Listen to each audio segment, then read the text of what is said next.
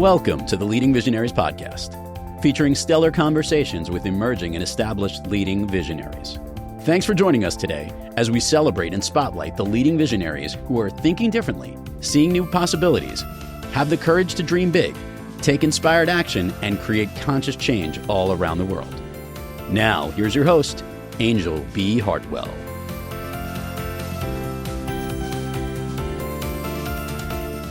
Welcome to another episode of the Leading Visionaries podcast, where we celebrate the ingenious, insightful, innovative, and inspired leading visionaries of our time and provide our listeners with world-class examples of the kind of courage, clarity, and confidence it takes to bring visions into reality. This is your host, Anjel B. Hartwell, and today we welcome our special guest, Julie Steelman. Julie is a leading thought leader on women's money, wealth, and prosperity. She has helped numerous women change their money story and create financial freedom so they live life on their own terms.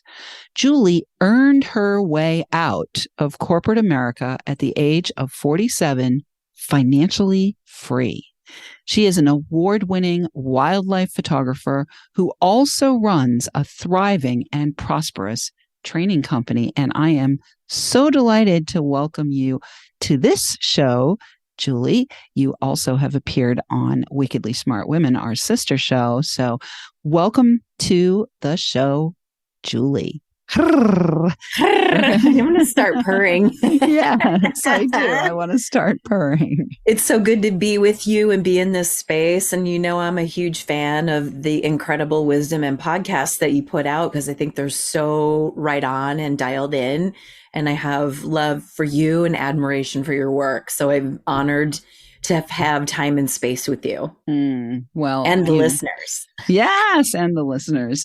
So, Julie, I want to start our time together today really talking about vision and being a visionary. You know, your story of earning your way out of corporate America at the age of 47, financially free, is not something that most people would even consider as a possibility for themselves. Yeah. So I would love to have you talk about, maybe start with, were you always visionary, or was that something that came later in your journey? Yeah, that's such a good question. I'm actually getting chills right now as you're asking me that question. I think that the short answer is that I was always a visionary, but I didn't know it until I was in corporate, when I got catalyzed in a big way. You know, as a little kid, sit and watch Mutual of Omaha's Wild Kingdom, and I would go nuts and be like, no one talk to me for the next hour, you know, watching all the animals roaming the plains. And this thing inside of me was like, you need to go to Africa before you die. Like, it was this imperative. It was this direct objective kind of thing. And it was my first sort of, you know, spiritual download, if you will. And I remember thinking to myself, even as a little kid, as I looked around my family, that they're great people. They were never going to allow me to go to Africa. Like, that wasn't going to happen. You know, that wasn't in their world. That wasn't in their reality. Like, you don't do that. And you're a little girl. And my mom was very proper about what boys could do and what girls couldn't do. And when I came out of the womb going, yeah, screw that. You know, and so everything really honestly became oriented around that. I have to go to Africa before I die. I didn't even really know what that meant. It sounds like no big deal. By the time you get of age, buy an airplane ticket and get on and go. But it was a big deal. And so everything that I studied in high school on into college was all oriented around, somehow I need to have my own freedom. So I studied marketing and advertising. And I also found a way to, one of the ways I first knew that I had visionary capacity was when you're a freshman in college and they throw the college catalog at you and go, figure out your next 4 years. And oh, by the way, you're a freshman, you're not going to get anything you want. You're not going to get any classes you want. And I started looking through the book and I saw a pattern. This pattern became very clear to me, that if I did this, this, this, and this, I could get 4 minors and 2 majors in 4 years, same trajectory, but it was just a series of which classes got you what. And I applied for all of that, and that's what I did. And I was like, all of a sudden I realized, I'm like, wait a minute, I can see through lines, if you will. And then in corporate, fast forward, I'm in the middle of the patriarchy, in the middle of the heavy patriarchal years in the sales organizations at large corporations, working with household brands. And there weren't very many women. It was 2 of us, as a matter of fact. And I remember thinking all the things they were telling me: you're going to get pregnant, we're not going to invest in you for training, women leave money on the table, you're terrible at business relationships, you give away too much, you never, you don't ask enough, you don't charge, all of that. And it's like this constant onslaught of this negative dialogue, this you're less than, you can't do this job kind of thing. And I just had this, my thinking imagery obviously was partly my passion for being a wildlife photographer. And these images came of this roadblock where it was like, if you buy off on all of this and try to conform to what they want by people pleasing them around their minimal idea of you, there's no possibility of getting to Africa. So I started to realize that I had to do my own thing. I had to honor my own thinking. I had to honor my own wisdom, and that these images and visions that came to me, I know that sounds funky and weird, but I would like see how to resolve things. I would problem solve visually. But when I followed those, I started producing miracles, crushing sales, earning my way out, doing things that it was always possible. But my question was, how do you make it probable? Right? We all have all kind of possibility available to us, but we don't think in terms of probability. What are the conditions I need to create in order for that to be real? I just wanted to get out. Within 2 weeks, I was like, oh God, I'm in a cubicle. My boss is in an office 2 feet away. They're telling me what to do and when I can come to lunch, and I came out a rebel and a troublemaker. I'm like, this was not my context. Right. So it was like an inner drive more than anything. And because, like you, we really believe in powerful, potent intentions, that it's not just said it because the spiritual guru told you to, but that you invest energy in naming it, that you're putting the stake in the ground for something. That intention still pulls me to this day. Beautiful. All right. So what I want to unpack here for the people who are either visionary themselves and they have a big vision. Or for the people who are in the role of leading other visionaries to fulfill their vision. I want to talk about this idea of honoring your own thinking. Because often in a visionary is somebody who is able to see in ways that others can't see. Like you mentioned, seeing the through line. And what's fascinating is how you saw was not just seeing the pattern, Julie, but it was seeing how to multiply the results of the investment of the 4 years. It was the same 4 years where most people were getting one major and maybe a minor. And in your case, you were able to not only see the pattern, but you were able to see how to exponentialize the investment of your time, your energy, and your devotion to get a higher reward on the back end than even the institution was contemplating. Was possible.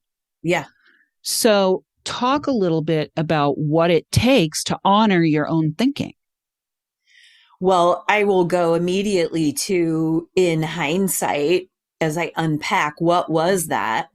I actually think we all have some varying degrees of visionary in us, but it's how much space do we make for it? And do we have the audacity to be willing to see beyond what is right in front of your face? And so I think those two things are important. For me, of course, I relate it to wildlife. So for me, it's a leopard skill. They're in a habitat. That habitat changes every single day. Competition shows up Every once in a while, they get a windfall. The weather changes. People come into the habitat. That changes. Where they are changes. It's 100% a dynamic, changing environment every single day.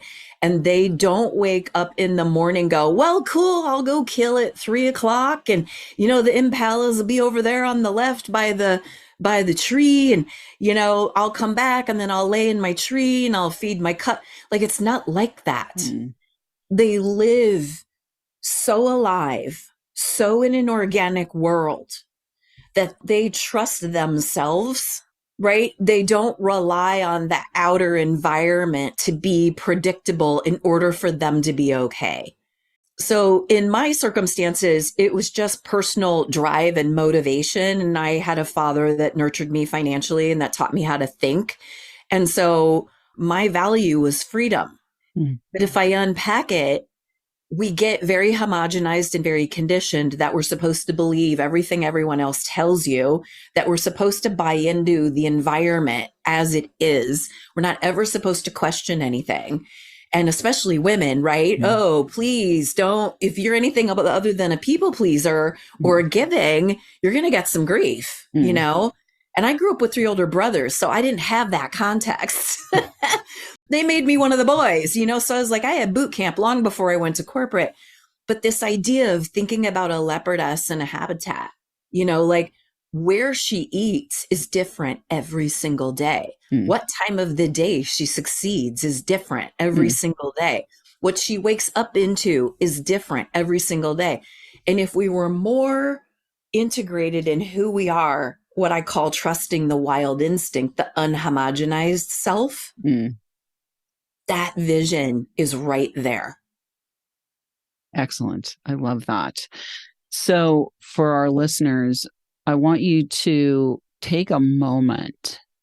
Let's just take this one moment right now and ask yourself, what needs to go so that I can get closer to my wild, instinctual, organic animal self? Yeah. And in this moment, allow that to rise up and allow it to be claimed. We are going to take a short break. When we come back, we're going to let you know where you can find out more about Julie Steelman. So listeners, are you a leading visionary or in the role of leading other visionaries? Consider joining our community and sharing your feedback and takeaways from each episode. We invite you to join us and support this podcast by making a donation at leadingvisionariespodcast.com. If you're interested in finding out more about how you can receive support for getting your vision out of the air and onto the ground, you can apply to qualify for a complimentary consultation with me or a member of my team by clicking the Connect with Anjel button on the website. Be sure to share this show in your own spirals of influence with the people who you think might benefit from our content. I want to say a huge thank you to all of our listeners who are downloading, rating, and reviewing. We're welcoming thousands of downloads from all over the world. And I believe we are now downloading in 10 countries. So we're going to shout out to our listeners this week in Cambodia and the Philippines. And we will be right back with Julie Steelman. The Leading Visionaries podcast is brought to you by the Creative Age Consulting Group. Are you the one who thinks differently, who is called to create a significant conscious change in the world, who is seeing and dreaming of a better way for your industry, your community, humanity? Creative Age Consulting Group is hired to guide leading visionaries just like you who want to break through the static in order to clearly express and confidently enroll support for their vision in a way that makes it inevitable that it will come to pass. Your word is your wand, and as the leader, your ability to articulate and communicate your vision is essential to its materialization and monetization. Please enjoy with our compliments a free copy of the book, Be Heard by Millions and Live Your Destiny, which was a #1 new release in 3 categories to get you started. The book is yours by visiting gift.leadingvisionariespodcast.com.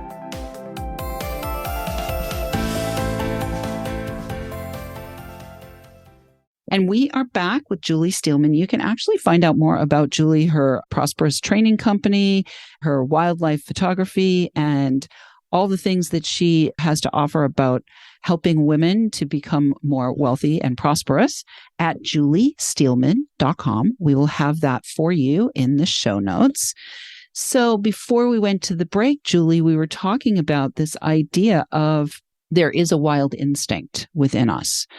So I'd love to have you talk about, not only did you, earn your way out of corporate America at 47, financially free, because freedom was your value, but you also made it to Africa and are, a stunningly gorgeous, like breathtakingly gorgeous wildlife photography.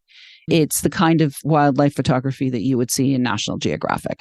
So I'd love to have you talk about when that vision came on board. It wasn't just go to Africa. Well, you could have just gone to Africa. Mm-hmm. Like, what happened to get you to Africa? Let's start with that. The first trip to Africa. And then from there, what next vision arose? Because this is also true of most leading visionaries. We get a vision, we ultimately fulfill it, and then new visions arise. Yes. So can you talk about that whole trajectory? Yeah, so that's a whole lifelong trajectory, but I was working at Microsoft and I was a manager at MSN. We were launching the internet and blah, blah, blah. And I was in a meeting with all of the managers. I was one of 2 sales managers out of probably 300 people. And the VP popped a slide up on the stage and said, with all the teams listed on it. And he said, now we need to decide who gets deleted. And I was like, what? And those were his words. And I was like, I couldn't get out of there fast enough. I was living in LA, driving by the beach, every day in my convertible, money, toys, accolades. And I got home and I looked at myself in the rearview mirror, and it was, if they're all dispensable and can get deleted, so can I. And it was a catalyzing moment where I was like, I have to stop being in an environment where I think someone owns me and they're in charge or in control, that I'm actually bringing value to their environment a lot more than they're bringing value to my environment. And I went inside and I booked a scuba diving trip to Turks and Caicos because I was like, I need to reconnect to what's important to me because of the air and the traffic, and I felt suffocated, and so the next week I went. On the last day, my dive master says, put on your mask and snorkel and get back in the water. And I'm in this aquamarine blue water with the sun setting and the moon rising, these light rays shimmering through. There's 4 wild bottlenose dolphins and just me. And what I witnessed over the next hour was something I still have yet to see video of. But the point I'm bringing you to is that it was in that moment I knew I could never be without a camera again, that something was happening. And there was they reignited my free self. And it's when I came to the realization that no one owns me and I get to decide how my future is. It doesn't mean I'm going to go blow up my job or I'm going to go blow up my relationships, but I needed to reorient around that no one owns me. And it was in that moment that a whole nother string of visionariness came in. And on my flight home, I said to myself, what if I treated all of my sales transactions as if they were for my own entrepreneurial business, even though I didn't have my own business yet? What if I changed the way I was looking at this? So my mindset went from, I'm working for the man, I'm doing what you want me to do, I'm answering to you about my goals and progress all the time, to what if I'm doing this for myself? I'm going to answer all your questions, but energetically, I'm invested in myself. And it was like, when you make space for that kind of awareness and knowingness to come in, but then you have to have the audacity to follow it through. And what I think happened is being with, I'm just goofy. No one should do what I do, but being one-on-one eye level with wildlife in their space, which is a lot of what I do, not in safari vehicles and all this other stuff. I'm like eye to eye, foot to foot with apex predators. There is a transmission that happens. And what I've learned from them is they're totally realized soul. They don't wonder who they are. A leopard doesn't walk through a habitat wondering if her butt's too big and if she'll find a man and if she'll get to mate, right? Or is she worthy of the impala that she just hunted? If we take the metaphor and go, I started to learn from them that they're this fully realized being and they live 100% off their instinct. And in the present moment too. And in the present moment. Right. and in the present moment. And they pivot based on what circumstance is happening right now in the moment. So they stay present. Right. All right. So I love that you often are using the word catalyzing. I know. And the leopards are certainly I will call them your power animal. I also love the word audacity. And, anybody who is a visionary, they do need to have some audacity. They need to have the audacity to break down the internalized oppression and to also break through the externalized oppression.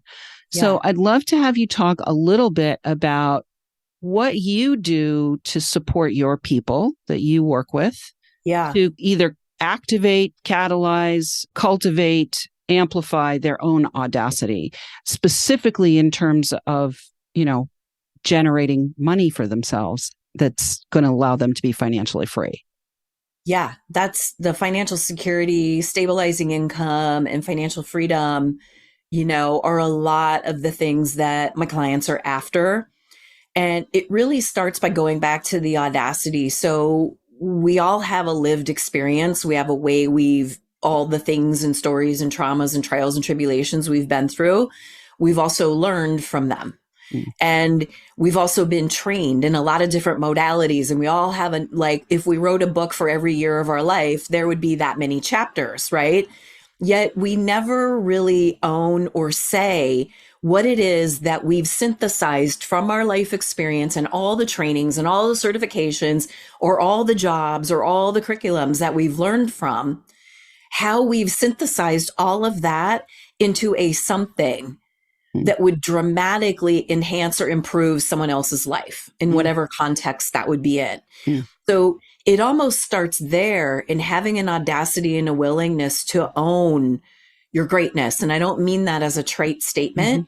I mean, really permission to say, even moms being willing to say, I raise kids. Well, there's another way to say that. I foster greatness in others. Reframing the roles as the actual thing that you do is the beginning of how we break up with the conditionings to stop seeing ourselves as a role.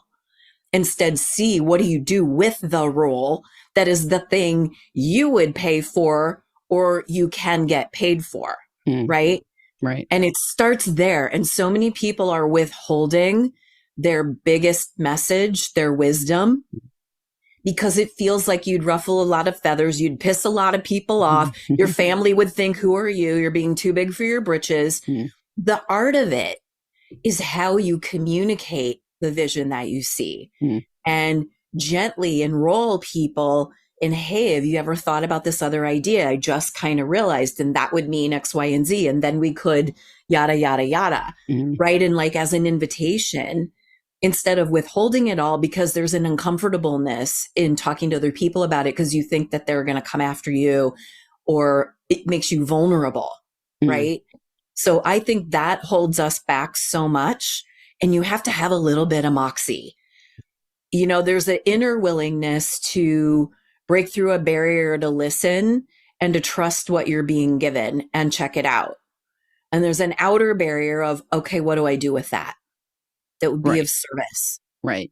And so is there something that you do internally yourself or help your clients to do to amplify, cultivate this audacity? Yeah. One of the things we do is what I call an impact assessment. And it's super simple, which I could just verbally say right now, is you make a list of 5 to 10 things that you do in your life that people love, that maybe it's for your clients if you have clients, or it's for your family, or it's for your colleagues or your coworkers. You're the one that brings the fun, or a mom, as I said, right? Or maybe you're a marketing manager at a corporation and, your job is really a customer advocacy role. What if you said, well, I'm not a marketing manager, I'm customer, we don't see the energy that we invest in our why. And when you start to name that, you list those things. Then you go back over the list and check off the things you'd pay for. Would you pay someone to have fun and listen to you? I would, And so when we do that, They start to see things differently when you shift out of a role and you shift into the service you bring to the role. And then you actually look at, you would pay for that. You start to see the value in it. Right. That starts to break down a lot of these ideas that I need to be another one saying the same thing as 40,000 other people, because then I won't stand out and I won't get in trouble. Right. I got in trouble my whole life. I have the whole I'm going to get in trouble thing. And now I'm just like, I'm used to getting in trouble. All right. So what I hear in there is it's by putting into your vision, literally putting into your vision and reframing how you're holding what you're bringing to the world. Yeah. That actually just having it in your vision allows the kind of an organic disintegration of some of this conditioning and amplifies your ability to have audacity, because you're breaking out of that frame and you are creating for yourself the new frame. Is that what I'm hearing? Did I hear that? Yeah, correctly? that's accurate. And then what happens is you really define your purpose as more than just an energetic feeling. It becomes actionable. And that is the source of prosperity. And then we can monetize. Then we can create lucrative offers. Then that all feels in alignment, right? And you stop withholding. It's almost like an irreversible aha when you see it that way. You can't go back to the old way where you're holding everything in. And I think everyone has a vision for change. We could use the word longing in place of it. Something that you care deeply about, that you would like to see radically different, and that deep grief takes us to deep care, which points to the thing that you're most in love with and madly want to see be different. And we don't spend enough time in that journey to look at what's the longing, and everybody's longing has purpose in it. And if we were to own that there's a way to monetize this, to accelerate income, to make money, I take my people through purpose into self-trust. I call it the wheel of prosperity, into meaningful impact, which creates earning power. When you harness earning power, that stabilizes income. When you have stable income, then we can get you to financial security, and then philanthropy and wealth and it's freedom. A cycle. Right. Beautiful. Yeah. Well, Julie, as always, it's a pleasure, and we could spend hours talking with each other. However, we are at the close. So thank you so much for being here and bringing your catalytic vision. And also, I want to encourage our listeners, definitely please look at her photography. It's really literally National Geographic worthy photography, in my opinion. So we do love feedback. Please let us know what you think of this show by joining our community, sharing your takeaways, asking questions, or submitting guest suggestions. You can weave your visionary thread into our fabric by opting in on our website at leadingvisionariespodcast.com or by interacting with us on social. Look for the handle at Leading Visionaries Podcast across all of the major platforms. Thanks for tuning in. Keep your eyes, ears, and hearts open. And remember, you are here to create conscious change. Thanks for tuning in, downloading, and listening. Be sure to rate and review Leading Visionaries on Apple Podcasts and share with other people you know who can benefit from today's episode. Leading Visionaries is the premier podcast series for informing, activating, and inspiring the leading visionaries who are called to create conscious change and know that now is the best time to welcome wealth and cultivate a web of collaborative support to bring their vision to life. We invite your feedback and guest suggestions and invite you to subscribe to our mailing list to be notified of new episodes at leadingvisionariespodcast.com.